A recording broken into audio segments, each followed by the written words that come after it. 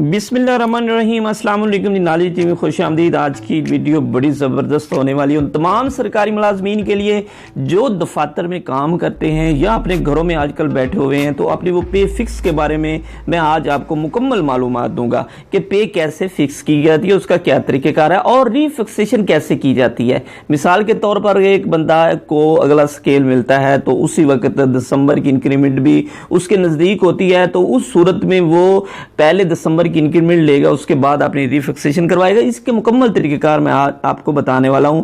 ये वीडियो बड़ी ज़बरदस्त है, मेरे साथ रहेगी, इसको बिल्कुल स्किप ना करें। सबसे पहले हम बात करते हैं स्केल रिवाइज की। आपके सामने एक चार्ट है 2017 का। इसके मुताबिक स्केल रिवाइज हर 3-4 साल बाद तमाम सरकारी मुलाजमीन के स्केल रिवाइज होते हैं। तो मुख्तलिफ सूरतों में असल में पे फिक्सेशन होती है।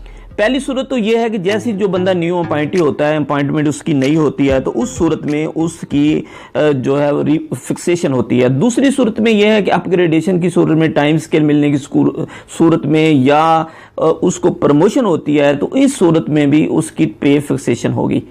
और इसके अलावा स्केल जैसे रिवाइज होते हैं उस सूरत में भी पे फिक्सेशन होगी। तो आज हम पहले बात करते हैं, अगर एक बंदे का स्केल रिवाइज होता है तो वो उसकी तनख्वाह कैसे फिक्स करनी है, उसका क्या तरीक़ेकार होगा।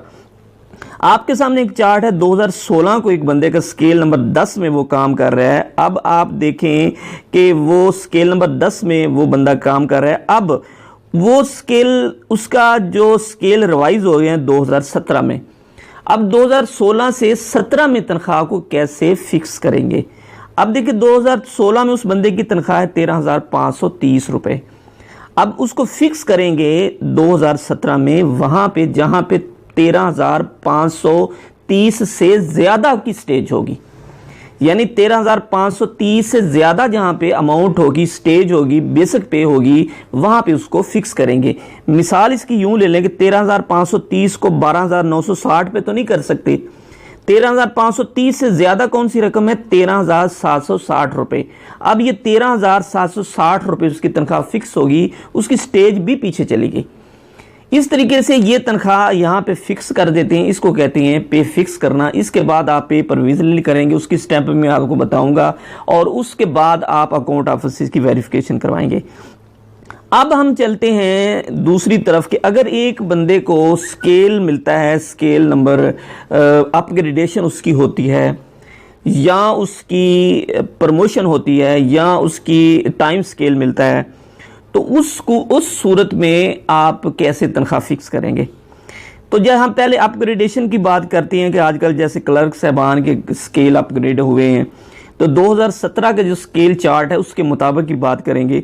अब हम लेते हैं स्केल नंबर 7 में एक बंदा काम कर रहा है, उसकी बेसिक पे है स्टेज नंबर 5 में 14,040 रुपए। अब ये बंदा चला गया 11वें स्केल में, इसकी अपग्रेडेशन होगी। अब 14,040 को हम फिक्स कहां पे करेंगे? 14,330 पे।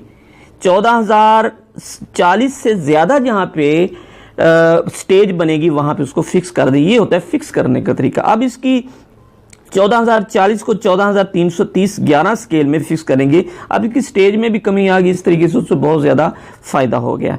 अच्छा, यहां पे एक और बात मैं आपको बताता चलूं कि अगर एक बंदा की जो प्रमोशन होती है, तो प्रमोशन की सूरत में वो कैसे उसकी तनख्वाह फिक्स करेंगे।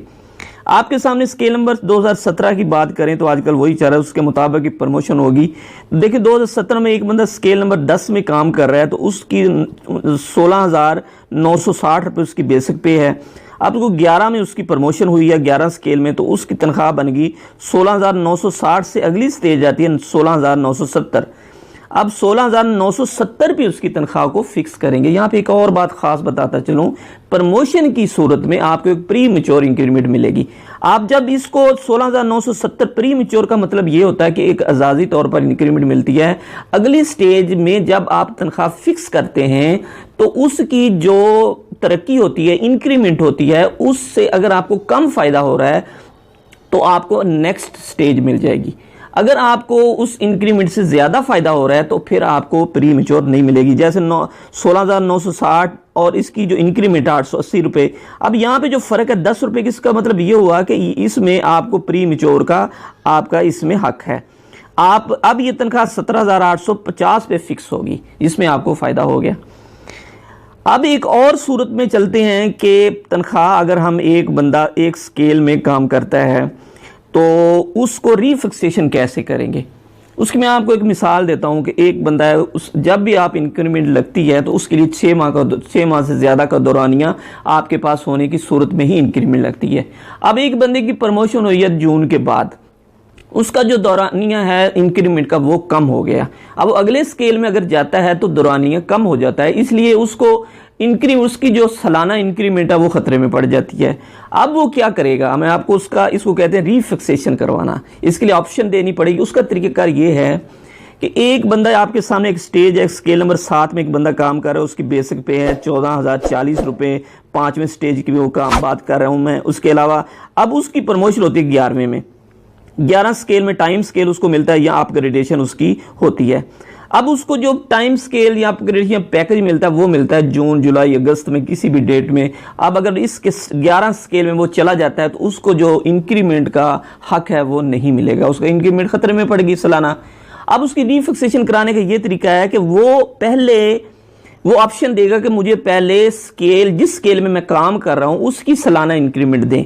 अब देखिए स्केल नंबर वो 7 में काम कर रहा था, 14,040 उसकी बेसिक पे थी। अब उसने छठी स्टेज में यानी कि उसकी जो अगली दिसंबर की इंक्रीमेंट यहाँ पे उसने ली 16,650 रुपये। पहले उसने कहा जी मुझे, सबसे पहले वो ये कहेगा कि मुझे सर पहले दिसंबर की इंक्रीमेंट दें। वो दिसंबर की इंक्रीमेंट ले लेगा, लेने के बाद फिर वो कहेगा कि अब मेरी तनख्वाह जो है फिक्स करें अगले स्केल में। अब 14,650 की दिसंबर की इंक्रीमेंट लेने के बाद यानी कि दिसंबर के बाद वो अपनी रीफिक्सेशन करवाएगा अगले स्केल में। तो अगले 11 स्केल में उसकी प्रमोशन में 11 में वो चला गया या टाइम स्केल मिला तो 15,000 यानी 14,650 से जो आगे स्टेज बनती है वो है 15,210।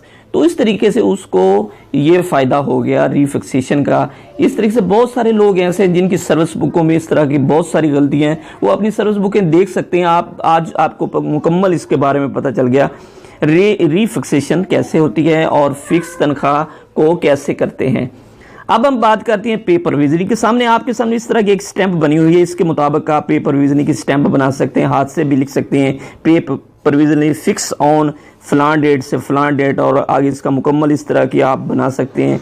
उसके बाद पुर करने का तरीका ये है कि इस तरह पे प्रोविजनी फिक्स ऑन जिसे 31/12/2019 को आपने अपनी तनख्वाह फिक्स करवाई किसी भी सूरत में, जैसे इनकी प्रमोशन की सूरत में या किसी भी सूरत में या अपग्रेडेशन की सूरत में या स्केल वाइज की सूरत में, तो वहाँ पे जिस डेट को भी आप होगी उस डेट यहाँ पे लिखेंगे। स्केल जिसमें आप जैसे 13 में काम करते हैं, अब 14 में गए तो अब 14 की जो डिटेल है यहाँ पे लिखेंगे।